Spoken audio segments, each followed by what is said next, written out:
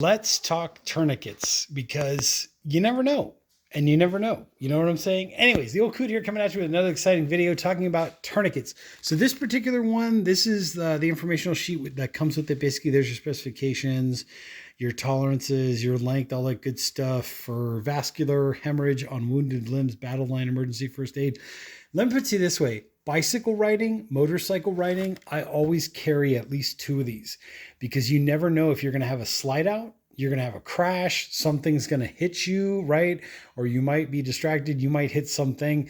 Anyways, it's good to have these even just for things that you wouldn't normally think of. Fishing, right? Boating, that kind of stuff. You never know what could happen. You fall on the boat, you scrape your leg on the side of a something or other that happens to be sharp and pointy.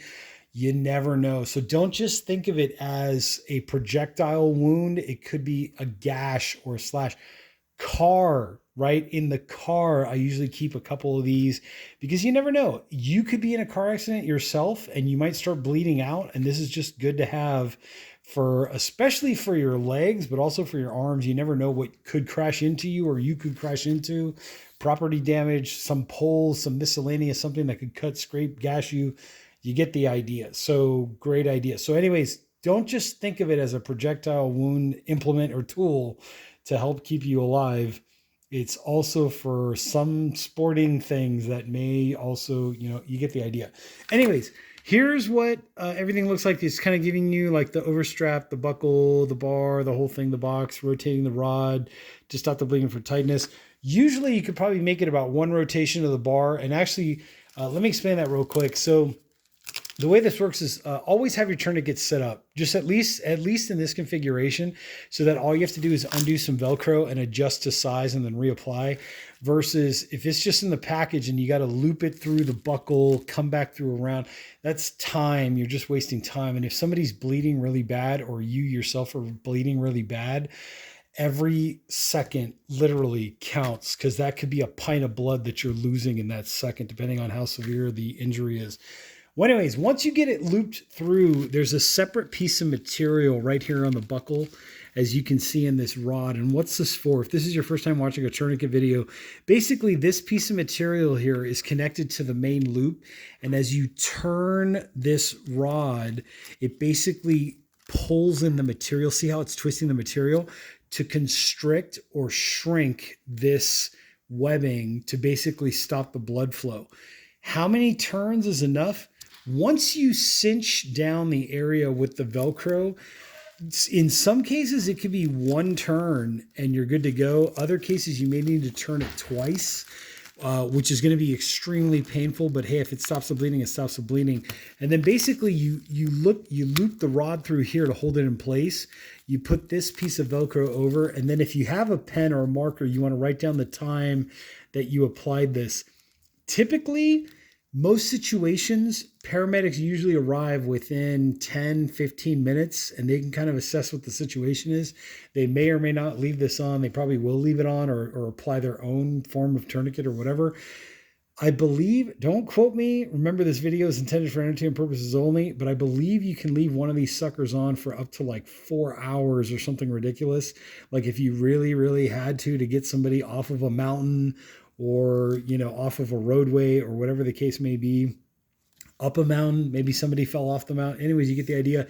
I believe you can leave these on for like 3 or 4 hours or so and still be okay. You know what I'm saying? Like your body is meant to withstand that kind of abuse just from genetics or whatever. But anyways, that's basically how the mechanism works, right? If you had to let go for whatever reason, you just basically take this back out again and then untwist it, and that would release the line or the pressure on the wound itself. And then basically you've got all these different adjustments here, right? Different areas to adjust. But basically when you get it, it will be all open.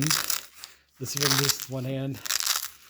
Undoing the hook and loop, and just, you might need to do this with one hand. That's another thing. Let's say you got an arm injury and you have to do this with one hand. That's the reason why you want to set this up ahead of time. But basically when you get this,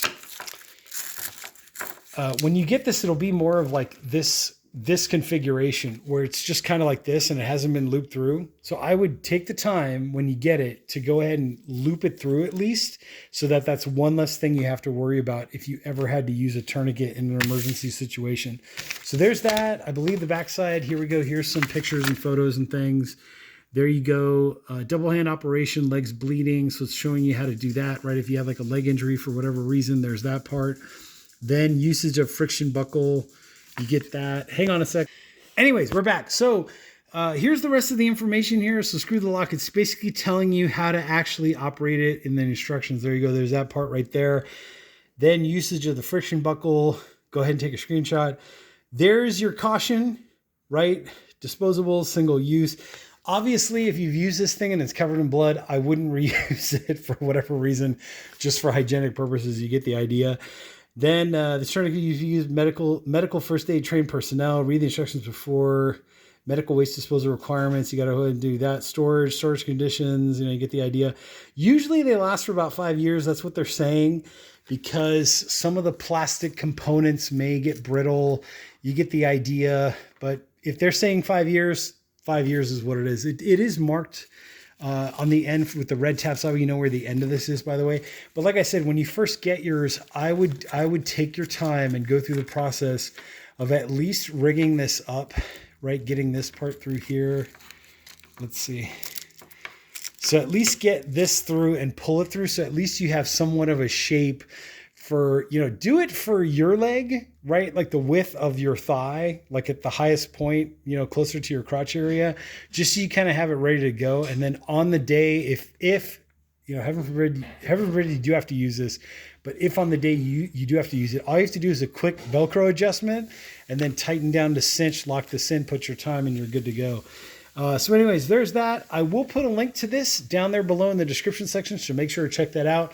They do come in different packs. I believe they sell them in a pack of 1, a pack of 4, a pack of 6. That link will kind of give you more information on what's available at this current moment in time, February 2024. So check that out. Anyways, if you do like what you're seeing, there again is your tourniquet. You kind of get the idea. I'll put a link down below in the description. Hit that like button, hit the subscribe button down there below. Comment if you have any comments or questions. I'm the Old Coot, and I'll catch you on the next exciting video review.